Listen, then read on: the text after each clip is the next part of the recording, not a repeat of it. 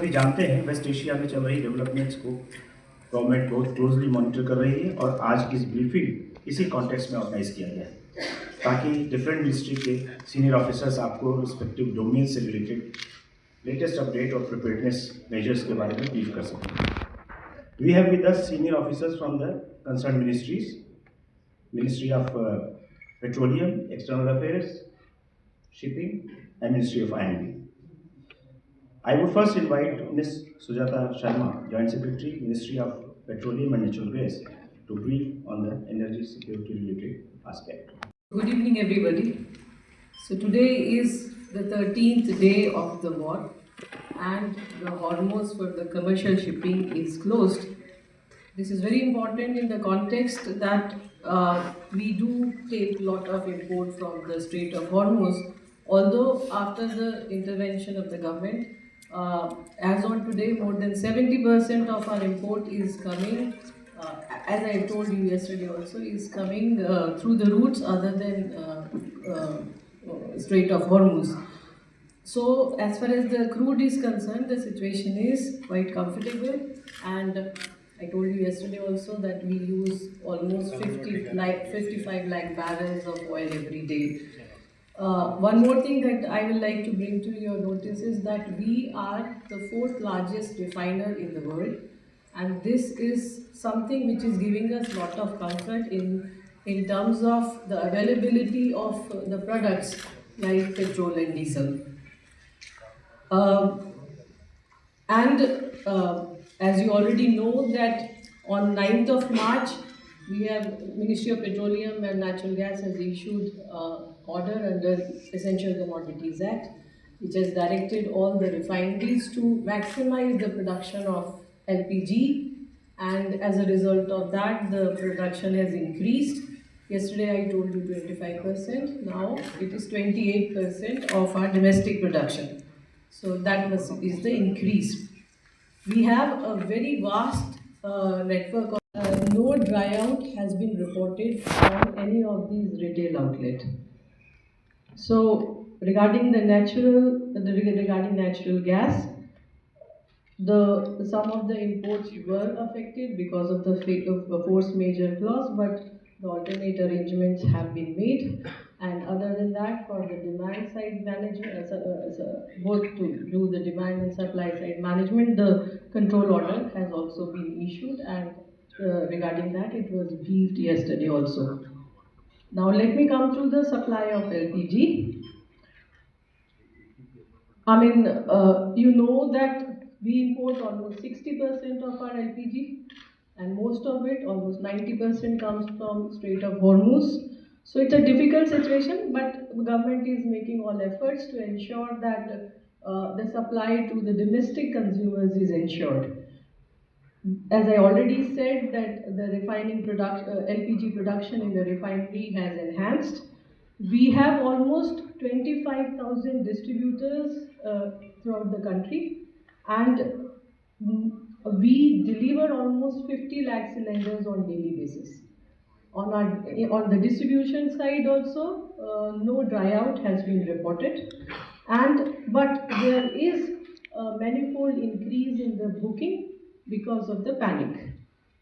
We urge the citizens to avoid panic booking, and all efforts have to be made to conserve the fuel wherever possible during this period of global uncertainty.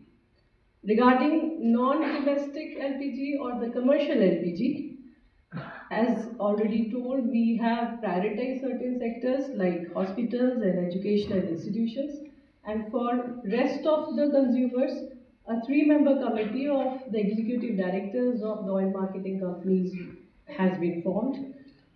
They have received certain representations, they have gone through it, and a major decision has been taken, and it has been decided that some commercial cylinders will also be released, and but here the role of the state government is going to be very important, and state government have been requested through the oil marketing companies to identify the list of the beneficiaries so that the delivery of the commercial cylinder, can be made on a priority basis.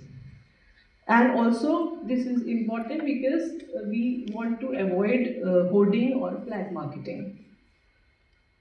Regarding alternate, I mean, this is one side of the picture, but the effort is to make other fuels also available to the consumers. And so, alternate fuel options are being activated to ease pressure on LPG and gas channels. On quarterly basis, Government of India does an allocation of kerosene to the states, and every quarter we are making an allocation of almost 1 lakh kiloliter. Today the order has been released and another 48,000 kiloliter of kerosene will be released to the state governments. And here again, the role of the state government is very crucial in terms of identification of the beneficiaries and also the distribution. Other than that,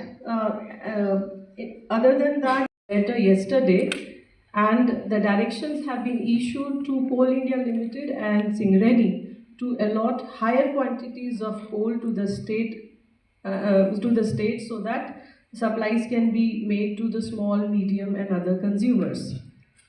Ministry of Environment, MOEFCC has also advised the state pollution control boards to permit for the duration of this crisis period the use of biomass, RDF pellets, kerosene or coal as alternate fuel for hospitality and restaurant segments for 1 month, which would enable a wider range of establishment to switch and free up the LPG for priority consumers.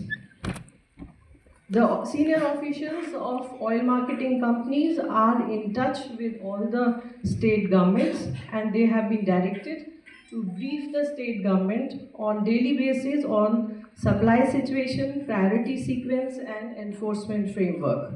District level committees are being established to monitor the supply situation and to stop diversion. Thank you. Remains 28 to be. Of these 28, 24 are located on the west of the state of Hormuz, which has 677 Indian seafarers, and 4 vessels are on the east of the strait, with 101 Indian seafarers on board. All Indian vessels and crew thereon are being actively monitored for their safety and security. Authorities, ship managers, and recruitment agencies are closely coordinating with the Indian Embassy and local authorities to ensure safety and render medical assistance. This continues even today. Advisories issued on precautionary measures to safeguard Indian seafarers, Indian flag vessels, and maritime trade operations issued by DG Shipping on 28 February 2026 remain in force.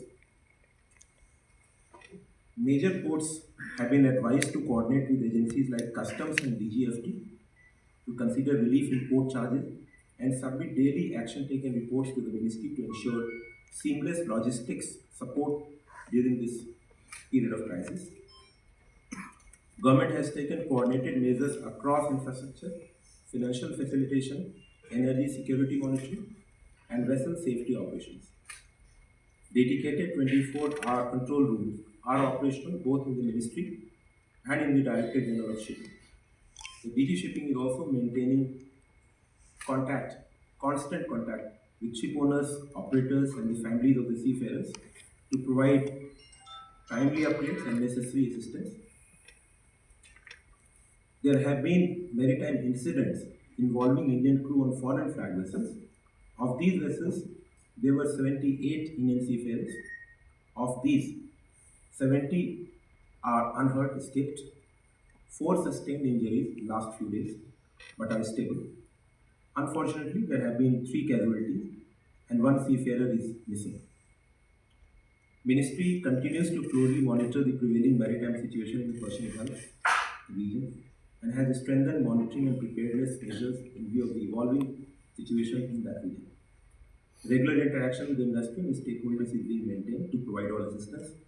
The government remains fully committed to ensuring safety and welfare of Indian seafarers and protecting India's maritime interests. Thank you. Flight options that are available from these 2 countries. Our embassy in Tehran is helping Indian nationals with visa facilitation as also international land border crossings. Several of our nationals have taken advantage of this option and have come back to India. We urge other Indian nationals who wish to leave Iran to take advantage of this handholding that is being done by the embassy, and our embassy has also issued an advisory in this regard. To update you, our colleague from the Ministry of Shipping has already updated you with the casualties in this ongoing conflict. Let me add a little more to that. As he said, that we've lost so far 3 Indian nationals, and the 4th Indian national is missing. All these 4 nationals were part of crew on board merchant ships plying in the area. Our embassies in Oman and Iraq and our consulate in Dubai are working with local authorities to have their mortal remains transported back to India at the earliest. Let me also add that this is also the reason why India strongly condemns the attacks on merchant ships from Indian waters. The latest casualty of an Indian national happened on board ship Safe Sea Vishnu, which is a Marshall Island flag vessel. This happened close to Iraq. There were overall 28 crew members, of which 16 were Indian nationals, but we lost 1. So 15 Indian nationals have been rescued and they have been taken to Basra. Our embassy in Baghdad is in touch with them and is offering all assistance. The 1 Indian national who passed away, we convey our deepest condolences, and we'll see how best we can have the mortal remains transported from there to India. As far as people who are injured, over 2 dozen Indian nationals have been injured in this conflict so far. Several of them have recuperated and returned home after being in the hospital for treatment. Our embassy across the GCC region has been in touch with these people. A few of them continue to remain in hospital, and 1 or 2 of them are serious as well. Just to update you that the 2 fatalities that we had earlier was all the fatalities that we have so far have happened on board merchant ships. I just gave you details about Safe Sea Vishnu. Let me also tell you that this particular merchant vessel, Skylight, which came under attack, where we lost 1 Indian national and 1 continues to be missing. There, the 8 members who were on board, their travel documents have been, and necessary formalities have been completed. And the embassy in Muscat is in touch with the company so that other requirements can be fulfilled and they can come back home. So that arrangement is in process. The other ship which came under attack was MD Vyom. There we lost 1 Indian national, and 16 of them, there were 17 in total Indian nationals. 16 of them have since been returned back home. So that was an update from our side. My colleague would like to add more. And West Asia region remains our utmost priority, and we to this effort, we are constantly monitoring the current situation and are also closely in touch with the local host governments in all the concerned countries. Our missions are issuing regular advisories on a daily basis, sometimes twice in a day, and the advisories inter alia provide various details, including the local information which is shared by the host governments. The host governments have been very proactive in reaching out to our missions, updating them about the current situation, anything which is of importance for the community, any precautionary steps or any such related details. So we are regularly updating that. We are also regularly updating our operational helplines. We are updating the availability of flights and also keeping our community informed about the coordination mechanisms which have been put in place by our missions and consulates, especially with the local host government. The Ministry of External Affairs has a dedicated control room which is addressing many of the queries. We are also in close touch with all the state governments and governments of union territories to update them, and they have been in touch with us. Whatever information we are receiving on a real-time basis, it is being shared, and our missions are immediately reaching out. The helplines of our missions are working 24/7, including through various media channels and also through other social media applications. As I mentioned earlier, the local governments, the missions are in local touch with them, including the civil aviation authorities, the Ministry of Foreign Affairs, and other concerned agencies of these countries, which are keeping us informed on about the current situation.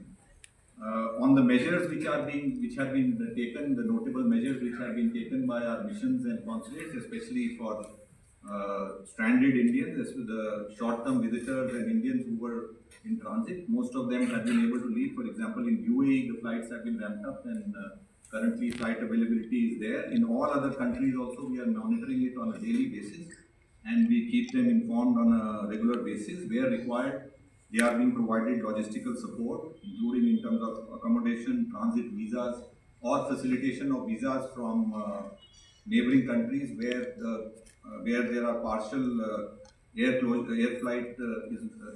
flights are not available or airspace is closed, and they are then being assisted for visas. For the resident communities there, our missions in different configurations and geometries are engaging with the community on a regular basis. We have a very vast network of community organizations across these countries. As you are aware, we have a very large diaspora, and these community organizations are also in close touch with our missions, and they are also supporting in our efforts to disseminate information. And I must add that it is important that the information is credible and authentic, and to that extent, I think we need to exercise caution. I will like to update you on the current flight situation and airspace positions. As far as information available with us, we have almost around 130,000 passengers who have returned to India through various flights which are operating. Non-scheduled commercial flights are also operating. From UAE, regular flight operations are taking place from all the airports there, and a number of operators are working from there. Flight availability has increased much more, and they are regularly available. From Saudi Arabia today, Air India and Indigo are starting operations from Riyadh. Other foreign carriers were already operating from Riyadh, and from Jeddah and Medina already we have regular flights. In fact, for Umrah passengers also who are going to perform Umrah, they are regularly going and returning. So in Saudi Arabia, on the ground, all flights are available. From Qatar, Qatar Airways has started flying. We had 5 flights, and today again 2 flights are coming. And I think operations are being ramped up.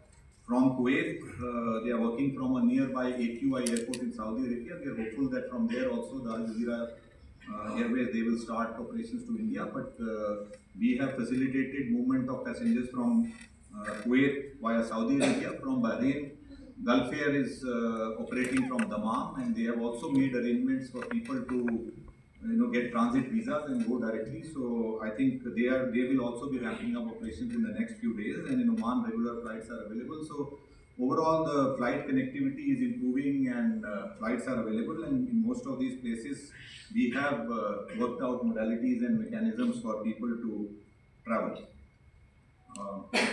One of the incidents which has happened today, we have already updated you about the incident on MT CPS Vishnu, which was conducting loading operations of 4 Al Zubair post near Basra today. And out of the 28 crew members, 16 were Indian, and there were 16 Indian nationals. Unfortunately, one Indian national lost his life, and we expressed our deepest condolences for that. But I must mention that our mission has reached out to them. They are in touch with them. We are trying to reach out to the families of all the crew members also, and they have been safely rescued, and we will continue to render all assistance to them. And finally, I should mention that our missions and posts are innovating. We are trying to take steps which are basically to update our communities on a real-time basis, and we continue to monitor this current situation. Our helplines are constantly open, and as an abundant caution on the media front especially, I think we need to exercise caution, especially on generation of fake content and other reports which are not credible. So that is what I have to share with you today. Thank you. all steps have been taken to ensure that supply is maintained. And as she has already mentioned, there has been no tryout, and so the citizens need not panic. And we appeal through this media that please do not panic book. There is no need for panic booking of cylinders. That is number one. Number two, as far as the steps that are being taken, as we have already Petroleum Ministry has outlined, but it is also important that the state governments do the needful at the ground level to take action. So the district level monitoring committees will play a very important role in ensuring that this distribution happens in a timely manner and in a very regulated manner. So we appeal to all the state governments to ensure that the district level committees are put in place and they all monitor the distribution of LPG cylinders. The third part is regarding rumor mongering and fake news being circulated on social media. We appeal to all social media users to not spread misinformation and fake news. This is very important in this time of point. And all social media users may fully push and post credible content, which is their verified content. We also appeal to all TV channels which are playing out visuals of certain places to not to replace the same visual again and again, but if you are using some visual at some point, it should be since it's a very constantly evolving situation, the visuals need to be date and time stamped. There was some visual playing of a small incident playing throughout the day on a channel, and it looks as if there is a total panic situation across the country. So we appeal to all the TV channels to play visuals with date and time stamp so that we know when this issue or what any particular issue from the ground has happened, so that there is credibility to the data that the visuals that you are playing. And lastly, I think also we also appealed yesterday also the state government needs to take action against black marketing and people who are voting. There have been some the state governments have already started initiating action, but we feel that in the current situation this has to be further strengthened. Thank you, voters, and ensuring that this state of panic and rumors which are being spread are stopped. We have to be very clear, as we repeated, that nearly 50 lakh cylinders are being delivered every day. There is no need for panic. All the citizens may book their cylinders as per their due time, and supply is being maintained. So this is a very important partnership in which all the media organizations also need to take this message forward.